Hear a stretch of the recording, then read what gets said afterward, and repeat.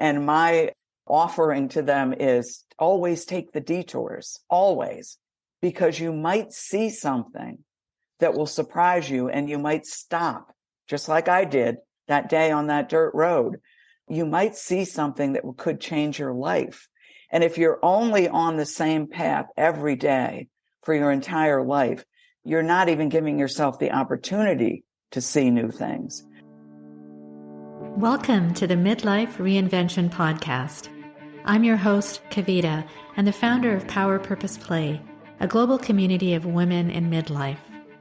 I'm here to tell you that it's your time now to rediscover what has always been inside of you and bring that out into the world. If you're wondering what's next, but don't know quite what that is, or if you feel a twinge in your heart telling you that you have so much more to do and so much more to offer, you're in the right place. Ask yourself, if not now, when? Do you want to leave your job, start your own business, take control of your health, reignite the passion in your marriage, write that book, or at least that first chapter? Transitions like this can be daunting, but through listening to my story and interviews with incredible women every week, I hope to inspire you to take action. I rediscovered myself after the age of 50, and I know you can too. It's my time now to help you do just that. I'm so excited you're here. Let's dive in. Welcome everyone to this week's episode of the Midlife Reinvention Podcast. I hope you're doing well, and as we're almost at the end of January, hard to believe, I hope your year so far has started off with a great start. I think we often think of January as a time to reflect and reset and focus on what we really want to accomplish in the new year. And I hope you've had the opportunity to do so. I mentioned last time that I have put together a great self-reflection guide for you, which will help you assess who you are right now and who you want to be for 2023. If we don't have a base from where to start, where we are right now, how can we possibly plan the direction or route that we want to take moving forward? This guide will help with just that, and it's available for you to download for free. The links are in the show notes, so please do take a look. I have also had an opportunity to take stock of where I am and who I am and where I want to be by the end of 2023. And it is really clear, very clear to me that I want to help as many women like you as possible to reach your goals for yourself. Oftentimes we feel like we can do things on our own. And in a recent blog, I wrote about how over the holidays, I got stung by a bee and watched over time as it miraculously went away. Although it was quite slow, very slowly it went away, but through the healing power of the body, it did go away. But I've also been experiencing a lot of back pain, and I realized that I can't actually fix that on my own. I need the help of professionals who are experts in their fields. We often seek help with our physical bodies with no hesitation, but what about our internal beings? Sometimes we do hurt inside, or we have something within us which is not quite right. We can try and heal ourselves, like I did with my bee sting, or my body did with the bee sting, but we can seek help to understand the cause of the problem and work towards healing. And that's kind of what I do. I'm trying to show an analogy here, is that's what I do. I help you heal from the inside and inside out, and really do help you see all the possibilities for yourself that perhaps you don't even know exist. After each session with me, you will feel better. If there's something in your heart which you really want to bring out into the world, I will help you bring it out. I will help you heal from the inside and out. Especially if, for example, you're going through a transition in your career or something else in your life. For example, if you don't even know where to start or what you really want to do moving forward, I can definitely help you achieve the clarity and help you build a plan to move forward. So give it a try. I'm offering a complimentary coaching session for you so we can really get down to the core of what's stopping you, as well as help you see a vision for yourself that is inside of you and create a plan to get there. So do schedule a call with me. My links are in the show notes, and just to tell you that you're not alone. Seek guidance if you need it, and I'm here for you this year. That is my promise to you. I hope you enjoy this next episode with Melissa Davey, who's I'm sure will inspire you as she talks about the importance of recognizing and taking the detours in our lives. By taking these detours, you can learn things about yourself that you could never even have imagined was possible. I'd really love to hear how you enjoy this episode. And if you really enjoy it, I'd love it for you to share it and write a rating and review on Apple Podcasts. It really does go a long way in sending these positive messages to more and more people. Enjoy, my friends, and I'll be here at the end with the key takeaways. Welcome, everyone, to this week's episode of the Midlife Reinvention Podcast. I'm your host, Kavita Ahuja, and the founder of Power Purpose Play.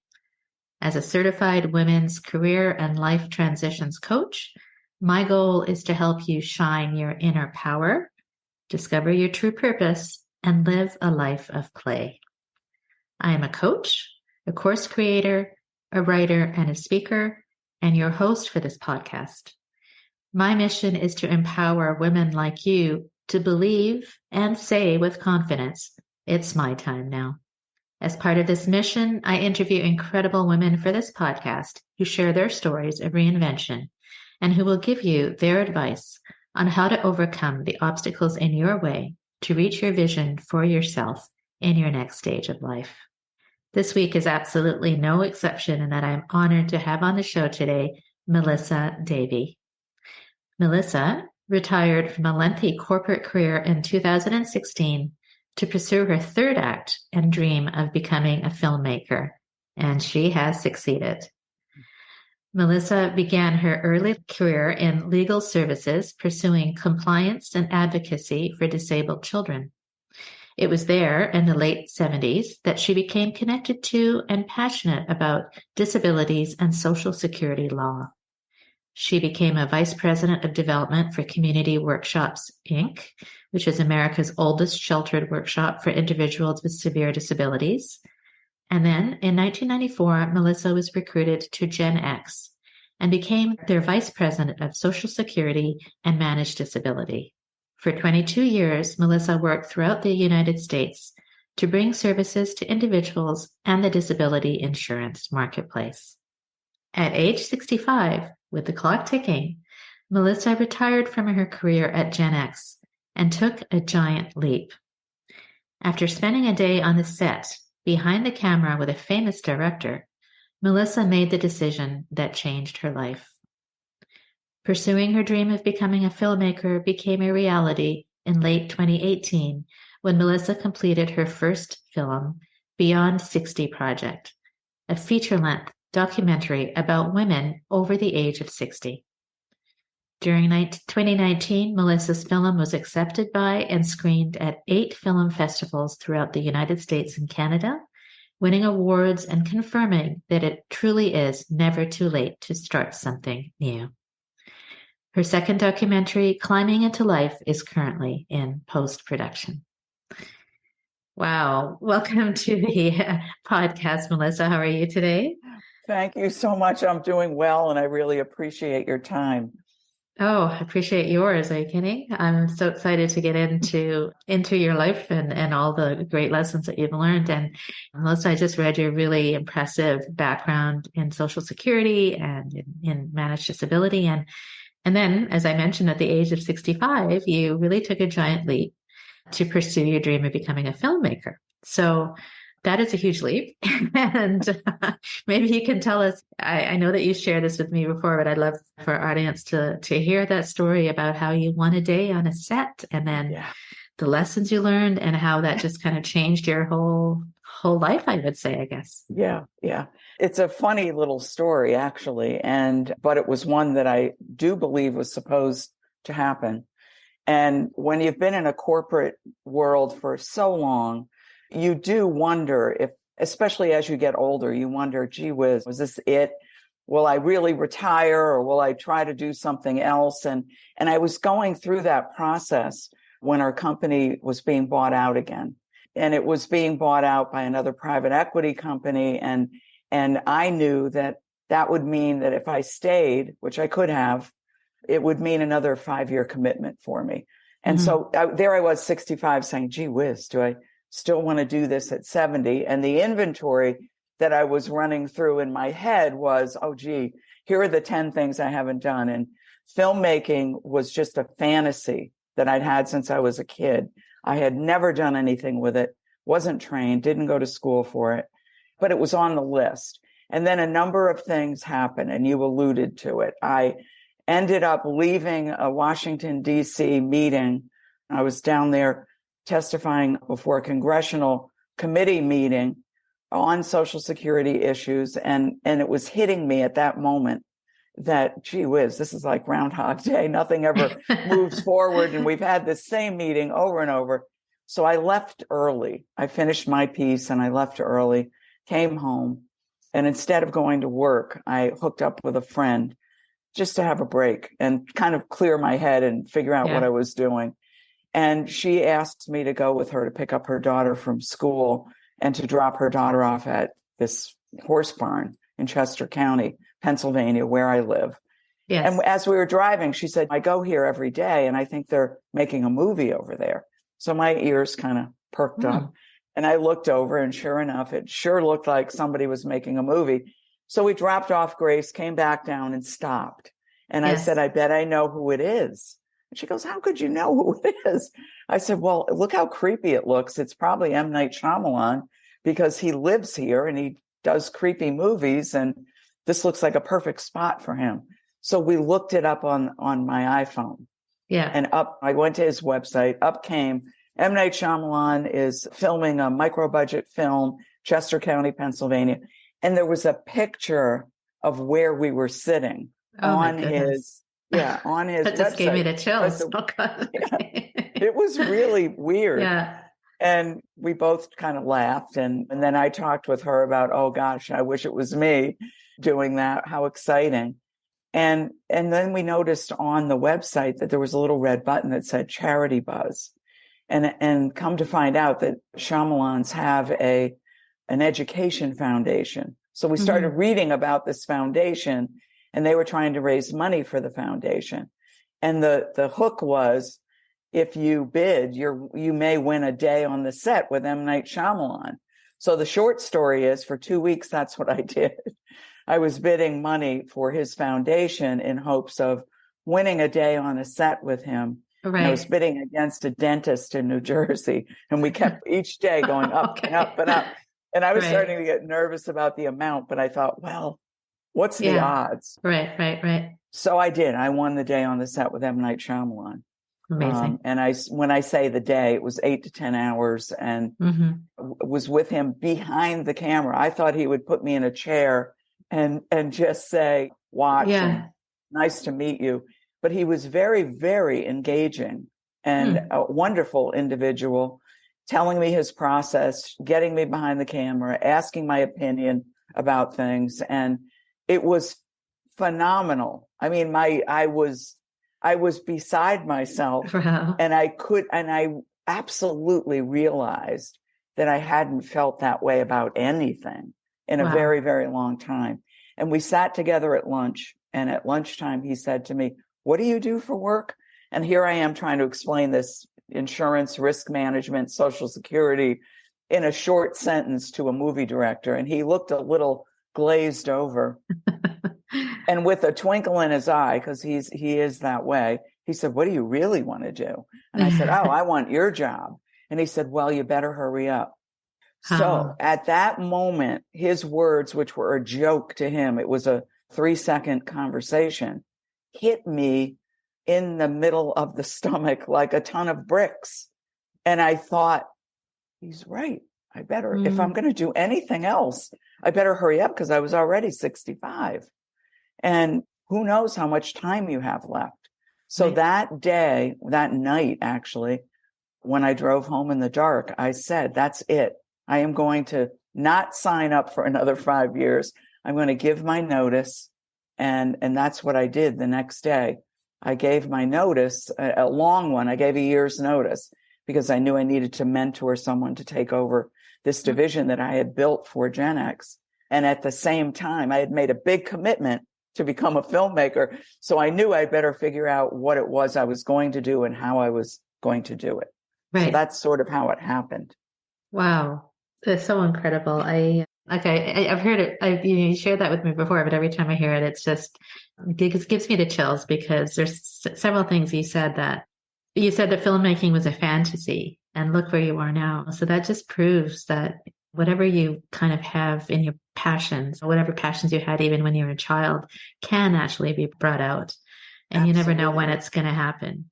And you said you hadn't felt that way about anything. And then when he said that you better hurry up, it's like, when you feel that way and when you come across something, you're fortunate that you did come across something that you're truly passionate about. But oftentimes women don't give themselves the time to really discover what that is, right? I think that's true. Yeah. So when you actually have that, and if you feel that way, it's almost an obligation to like pursue it, I believe. So one of the things that was interesting is I think you followed the signs, and you mentioned to me before that you think that sometimes people miss signs Absolutely in their life. Can you kind of tell us what you mean by that and how that played out in your life, right? Yes, I've seen it. Now I'm 72, and so I've been around for quite a while, and I've worked with so many different types of people, men, women, and I've watched how people relate to signs around them. And I would tell you that more than 50% of the time, people ignore them or push them away. And I could relate to that myself. So growing up, I knew that there was a thing called fantasy, and then that there was a thing that was called reality. Yes. And that you were taught to stick with the reality road and not the fantasy road. And I think that was a mistake in teaching us that. I think we should be open to everything. And in my life, I have found that every time I was put up against a wall, or I felt like I couldn't get out of a situation that wasn't a good situation for me, I started looking for signs and started opening myself up to taking a different direction and trying something different. And every time I did, something positive happened. So I know lots of people will, for instance, take the same way to work every day for 25 years. They never change their route. And my offering to them is always take the detours, always, because you might see something that will surprise you, and you might stop, just like I did that day on that dirt road. You might see something that could change your life. And if you're only on the same path every day for your entire life, you're not even giving yourself the opportunity to see new things. There are a lot of people that are afraid to travel. There are a lot of people that only eat at the same restaurant. And I know that sounds a little silly, but it does restrict your ability to see and experience other things. And unless we allow ourselves to, even if it's scary, allow ourselves to try something new, to just take a train by yourself somewhere, or do something that you haven't done before that probably scares you a little bit. You might find something that will kind of joggle your innards and make you want to look into something and try something new. I know it sounds simple, but it is rather simple. It sounds simple, but it's really hard for people to do. And because, like you said, that they're so stuck with their reality road, and that we got to get all these things done, and they have the tunnel vision. And it's like, I think one of the most important things you just said is that you have to be open to it, right? Yes, yeah, you do. And if you're not open to receiving, then you won't receive the signals, right? And I think that that's so important, because, like you said, if you are open to receiving, and then you'll take it and you'll take that first step, like you did, right? Right. And like you said, it's scary. It can be very scary. It can be. And I wonder too, why aren't we as people open to receiving? I think that's part of this whole process, is figuring out, why might we not be open? And maybe there is something that we can do about that. Talk with somebody or open yourselves up to the point where you are able to receive. And usually, I mean, for any of us who've ever tried any kind of therapy or, discussions with other people outside of our tight little group that we talk with, we can find out a lot about ourselves and why we might have been closed off to trying something new. So I encourage people to do that as well. Talk to other people, expand your group, find out why you might not take that next step. And when you figure out why, you're probably going to say, oh, for heaven's sakes, why did I allow that to hold me back? Why? That's a big part of my coaching, is really helping people figure out why are they blocked, right? Exactly. And the blocks really come in the form of, one way or the other, it's a form of fear.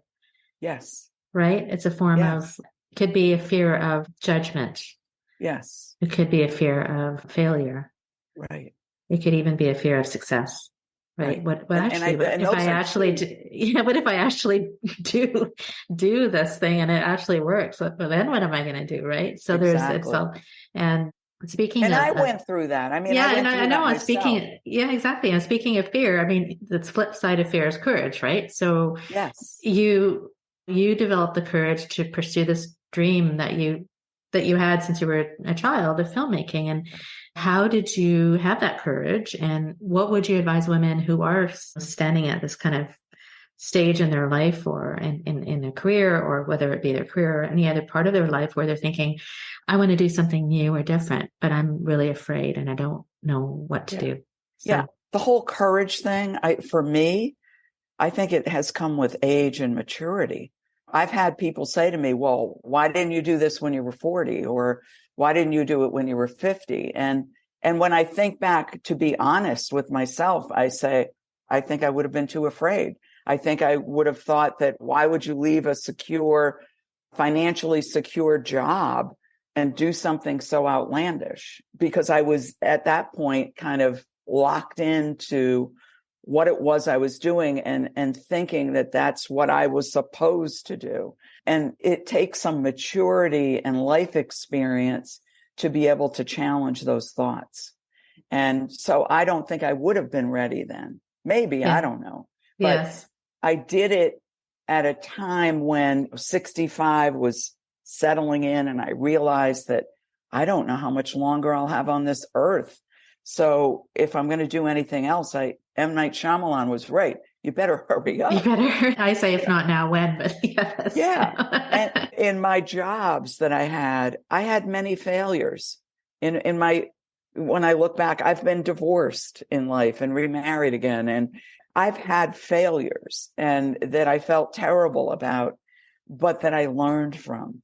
So every time I failed, I kind of had this new learning bucket that was adding up next to me. So by the time I hit 65, I was like, oh, why couldn't I be a filmmaker? So what if I fail? I'll learn from it. I'll be able to fix it and either fix the film and make it a film or move on to the next thing.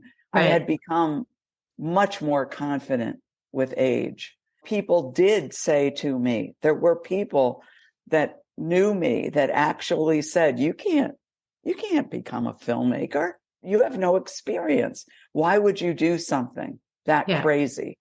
But at this point in my life, it didn't bother me as much as it would have. That judgment piece that you mentioned, that didn't bother me. I was kind of like, whatever.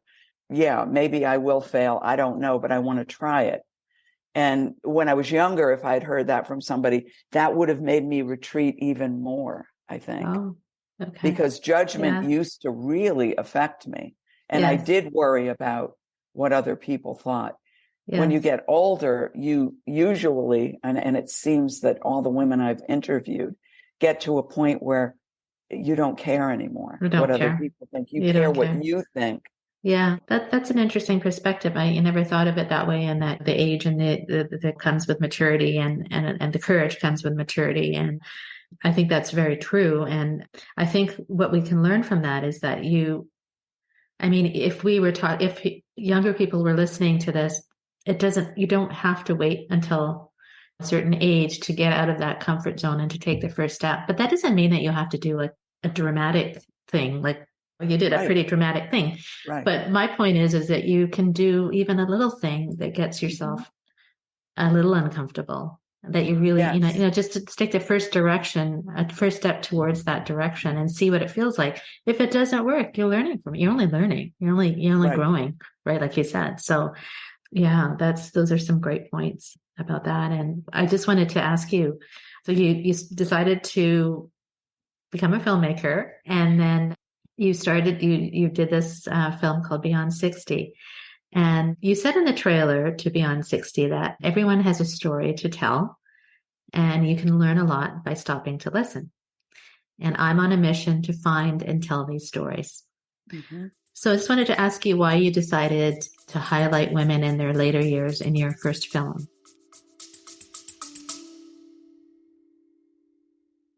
Hi, my friend. Kavita here. Do you often feel blocked from moving forward? We all feel that way at times. These are referred to as energy blocks. I've created a short, actionable PDF guide to help you release your negative energy blocks. Click the link in the description to download it now for free. Now, let's get back to the episode. Well, it's a very simple answer because it was me. It was what I felt comfortable with. I had already made this crazy leap to saying, okay, I'm going to be a filmmaker. And then it was, oh, what am I going to write a script now and try to make that type of a film? And I thought, no, that doesn't make sense. I thought I would dip my toe in by doing something that related to me, that I could relate to, that I would learn from, and that I would be able to share with other women. And that was, well, what happens to all these women that are beyond 60? We become irrelevant in some people's eyes. We become invisible in many people's eyes. Yeah. And that always kind of bothered me. And I thought, well, there's so many stories that women have because they've been on the planet so long. And if they share them, they might be able to impress upon other women that it's never too late, that you don't have to stop, that you're still relevant, and you have this resilience factor that allows you to keep going. So I kind of wanted to highlight what was my story through other women. So I decided, okay, that makes sense, and I'll be able to relate to these women. And certainly when I hear their stories, I'll be challenged to think differently about many subjects that each of them will talk about. And that's my whole goal, is when people listen to stories, hopefully they take them in and then challenge the way they feel about something or think about something. And by listening to a story, you could change your entire viewpoint on something that you had no relation to until you heard this story. So that was my goal, is to just find everyday women. I did not want celebrities. Those stories you can find. You can hear Oprah's story. You can hear all the wonderful celebrities that are out there. But the everyday woman that you would pass on the street and not have a clue who they are might have an amazing story to share with you. So that became my goal. You just described this whole podcast. Right? That's why I'm doing this. It's really highlighting other women's stories and what did they do in their life, how did they reinvent themselves? How did they overcome obstacles, so that we can learn from other people's stories, and exactly what you just said. And I actually really love the fact that a lot of people, when they're thinking about what to do next, they kind of discount their own experience, right? Like they think they have to go and reinvent and do something completely different, but they don't look at their own life and say, well, oh, I've done a lot, and whatever I've done, like I could probably help other people because I've gone through it. So that's, I think, what you mentioned about doing Beyond 60 is because of your own experience. So I think that that's really important for women. We have a ton of experience. Why don't we share it? Right. And we all have transferable skills. So exactly. the skills that you learn through life and through your family and through work, I mean, you are good at certain things. And if that transfers to something else, you'll probably Absolutely. be good at it there as well. Right. You don't have to reinvent the wheel in a way, right? Right. So also, Melissa, I was going to say that I watched your trailer and I love the theme of Beyond 60 is that a woman's age is not her story. Right. And we've talked about that a little bit. And we're not retiring, we are reinventing. And you talked a little bit about resilience. So maybe you can share a little bit. What did you learn from the process of creating Beyond 60 about women and their resilience? And why are these women so special? Yeah, the resilience factor is really interesting. I didn't know that I would find it. I was looking for it. I mean, I knew it. I knew that resilience went along with older people continuing on and doing new things, but I was trying to figure out, well, where does it come from? And a lot of the women would say to me, it's just because we're women. Women are born with this innate amount of resilience residing inside of themselves. Right. And sometimes we don't tap into it, but we certainly figure out that we have it as we get older. And in the process of finding the 9 women that I interviewed for this first film, I talked with more than 80 women in that first year to try to find the 9 women that I wanted. And I was amazed at the resilience factor in all of them, every single story. Yeah, I mean, there wasn't one that I thought, oh, gee, this wouldn't be good for the movie. It had to pare it down to 9. But they all talked about their resilience and how they felt that it was related to being a woman and that they thought that women had this special resilience power and that if they tapped into it, they could probably do anything, even get beyond their fears. So they equated that. And in my film, a couple of the women even talk about it. Where does it come from? Their experience, their failures, and then they're readjusting to the failures and building that resilience muscle over time. They all talked about it without really being prodded. It just kind of came up in the conversation, which is very interesting to me. Yeah. Is there one in particular that really comes to mind that really kind of affected you personally, or that just of the I know women that I know, yeah. I mean, I know that there was 9 of them, and it's probably hard to. But I don't know. Is there? Give one little. They're all my glimpse. favorites. They're all my favorites. But Paula Yankauskis is a veterinarian up in Vermont, and she is a completely unassuming, quiet, reserved. And when I talked with her about her story, I was referred to her by somebody that I knew that said, you need to talk to her. Right. And she said, why would you want me in your film? Do you really think people would think my story is interesting? And I'm like, are you kidding me? Let me tell you a little bit about Paula. Not only did she go to vet school when there weren't that many people, women going to vet school, and she would go to the farms up in northern Vermont. And when the farmer saw her getting out of the truck to go fix the cow, he would say, forget it, go away. I'd rather have the cow die than have you work on it, because she was a woman. And it's not that long ago, folks. Wow. Well, I mean, it's kind of like, okay. And then she also on the side liked to swim, and she swam across Lake Champlain, which is, I don't know, about 9 miles each way. Wow. And she just liked it. And then she had this bug where in her head where she wanted to do an English Channel swim. And she was actually helping someone else train for that. So she thought, oh, maybe I could do this. I'll probably not. But when her friend said, you could do this, do it. So when she told her husband that she was going to swim the English Channel, he said, oh, Paula, that door has closed for you. And how old was she at this point? She was in her early 60s. Right. And he said, she was like, well, what do you mean? Why? And he said, oh, you're too old. So that was enough to for sure ratchet her up.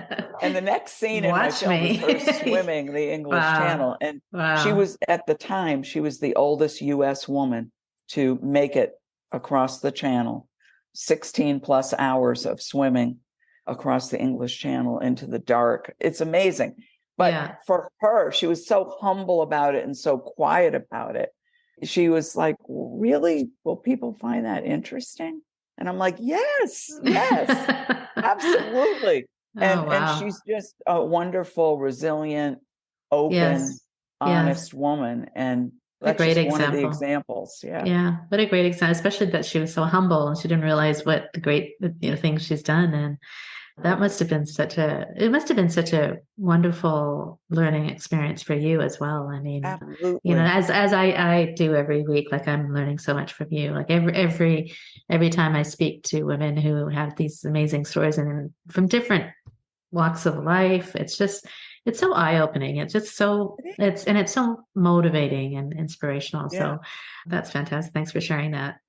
I know I put you on the spot there a little bit, but that's okay.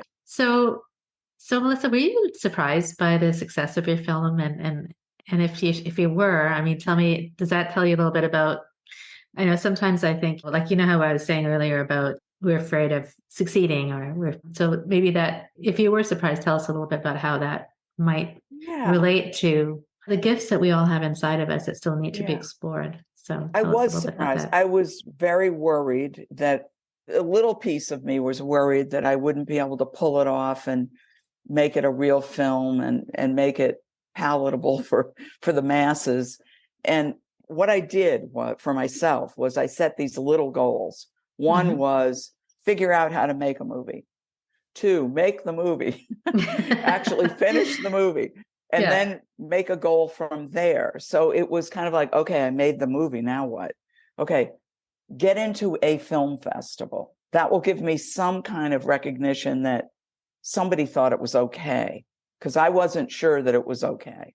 And I got into 8 film festivals and I won some awards at those film festivals. So each time that I went, and I will tell you, the first film festival I did was the Los Angeles Women's International Film Festival. I was scared to death. I flew out there and it was being shown in a big theater. I had never seen the film on a big theater screen. Really? Oh my God. Never. So I thought, and I was so worried that it wouldn't translate properly from a technical standpoint. I honestly, I was nauseous that whole day. I'm sure. And I remember going into the theater just feeling so anxious and so worried about how the audience would feel. And then as soon as I saw that, oh yeah, it's okay. It actually fits on the big screen and it looks okay. And then I would hear people laughing at a point where most people would laugh or sighing or going, oh, wow. Yeah. Throughout the movie, I thought, okay, people are relating to this. Yes. And then at the end with the applause and the Q&A was great. So, and then I went on to do 7 more around the country and in Canada. And you did TIFF? Yeah. It was amazing. Yeah. It was amazing. Yeah. And so that gave me the confidence to know that, okay, this is going to be good for a certain group of people that watch it. They're going to resonate with it and they're going to learn from it. And they're going to be able to explore themselves about their own relevance and their own resilience and hopefully maybe get them to think about doing something new.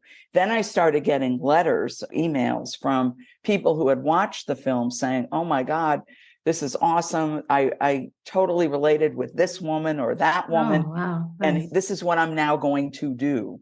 And so I've heard from more than 100 people that they're trying something new and that the film helped them do that. So that for me is enough of a confirmation that stories can change the way you think about something, and stories can help you find and gain confidence to do the next step.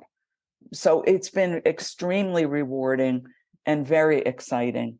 And the whole success thing, well, yeah, then it's like, okay, now what are you going to do? Yeah. People think they're acknowledging that you're a filmmaker and they're asking you what you're going to do next. That was my next big, like, oh, what am I going to do? Yeah.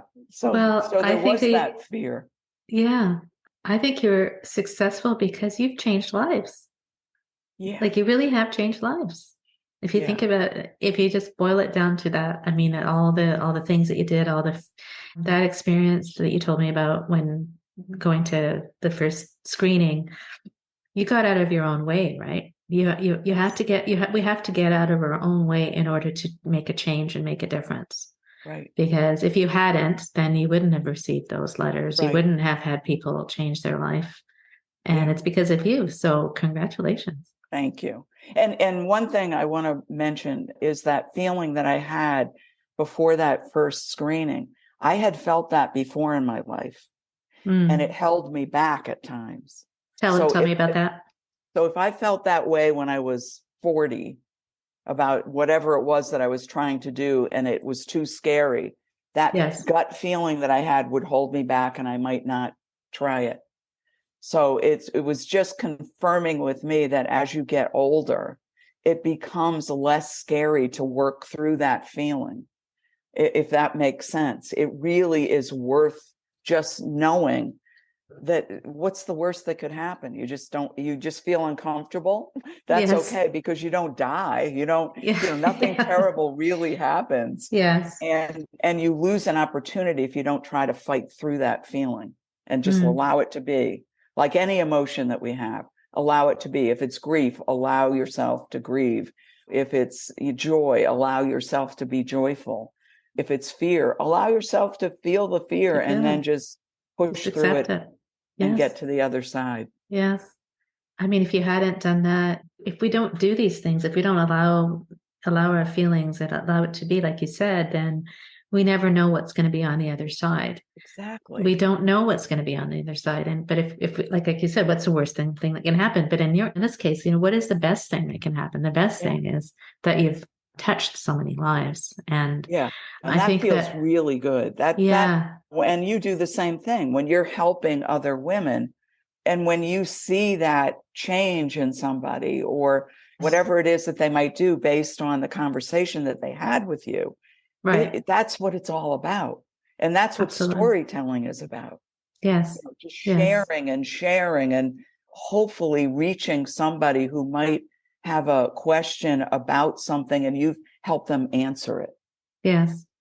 Well, I can see the passion coming through in your words and just your energy is obvious. And it's the fact that you found this is so amazing. And I'm so happy for you. That's wonderful. Thank you. And so I know people ask you what's next. So I'm going to ask you what's next.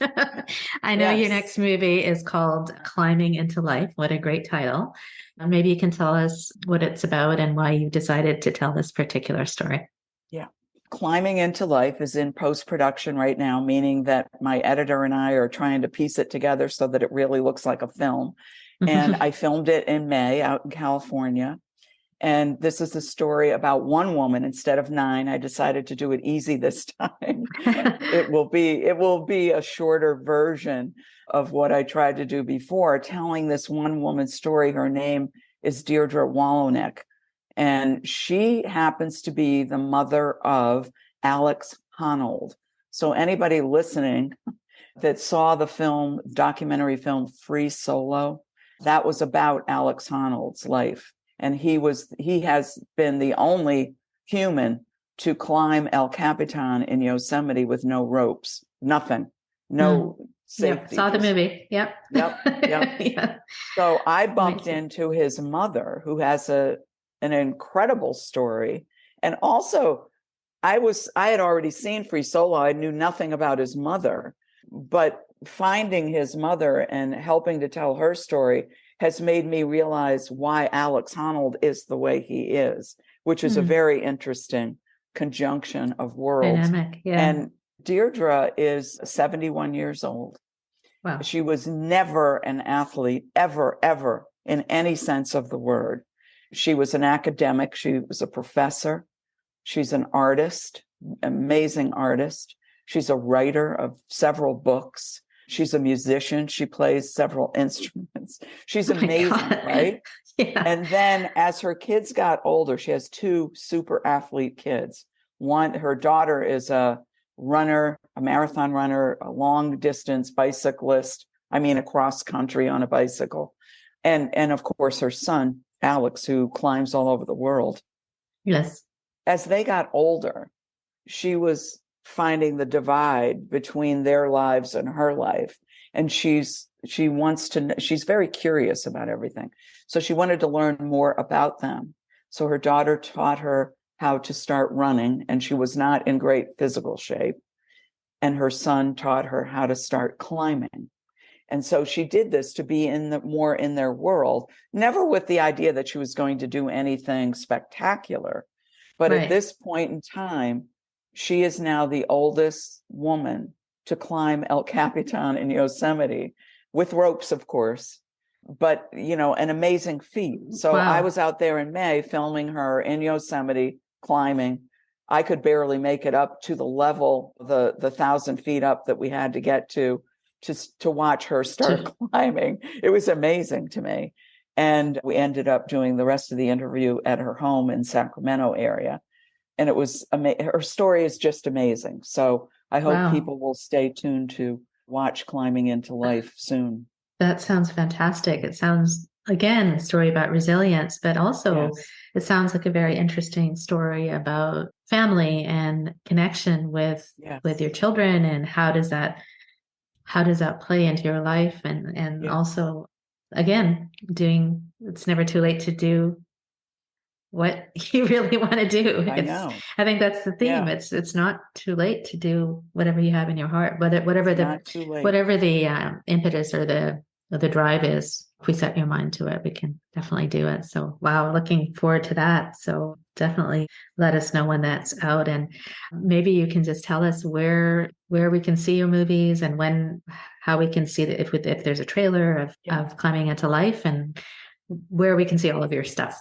Yes. Well, for Beyond 60, that's been out there distributed for the last a little more than a year now, year and a half.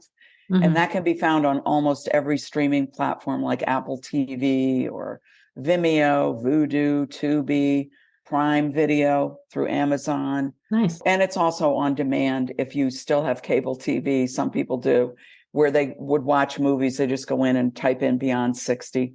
And the 60 is spelled out SIXTY, and you will find it there.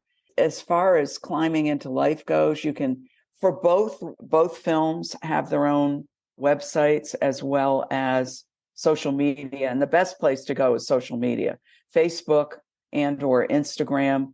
You would just go to Beyond 60 or Climbing into Life. You can find trailers there and all kind of updates as to what's going on. Fantastic. Well, good luck with the final. I guess it's going to be. When do you anticipate that it's going to be released? Or is that a bad question? It's a tedious process, but I'm hoping to get it done the first quarter of 2023. Oh, I'm sure you will. And then we'll do film festivals again. Yes. Yeah. Well, maybe you'll come to TIFF and we can see you in Toronto. Yes, that would be awesome. That would be awesome. Well, this was just fantastic, Melissa. Thank you so much. And I just, maybe before we go, if you have any kind of last thoughts to the audience that you want to kind of share. Last thoughts are: you're never too old. Take the detours and live a great story. Beautiful. Beautiful. Thank you so much for sharing yours. I really appreciate it. Learned a lot, and it was fun. Yeah, it was great. I really appreciate it. And good luck. Thank you. Take care. Thank you for listening, and I trust that you enjoyed this episode with Melissa Davey on the power of storytelling and taking the detours in your life. Here are her key takeaways. Number 1. More than 50% of the time, people ignore signs or push them away. When we are young, we are taught fantasy versus reality, but I think that is a mistake. We should be open to everything. Number 2, even if it's scary, unless we allow ourselves to try something new, do something that you haven't done before, that probably scares you a little bit, you might miss something that you wanted to try, something new. Number 3, I encourage people to talk to other people, expand your group, find out why you might not be taking the next step. And when you figure out why, you're probably going to say to yourself, why did I allow that to hold me back? Number 4, I've had failures that I've felt terrible about, but that I learned from. So every time I failed, I had this new learning bucket. Number 5, when people listen to stories, hopefully they can take them in and challenge the way they feel about something. And by listening to a story, you can change your entire viewpoint on something that you had no relation to until you heard the story. Number 6, we all have transferable skills that you learn through life, your family, and through your work. You're good at certain things, and if that transfers to something else, you'll probably be good at that as well. Number 7, women are born with this innate amount of resilience, and if they tapped into it, they could probably do anything, even get beyond their fears. It comes from their experience, their failures, readjusting to the failures, and building that resilience muscle over time. Number 8, you're never too old. Take the detours and live a great story. Thank you so much for listening, and remember, listen to the signs, my friend. Don't be afraid to ask for guidance if you need it, whether that's from me or anyone else. What are you waiting for? If not now, when? Till next time, my friend, stay well and stay safe.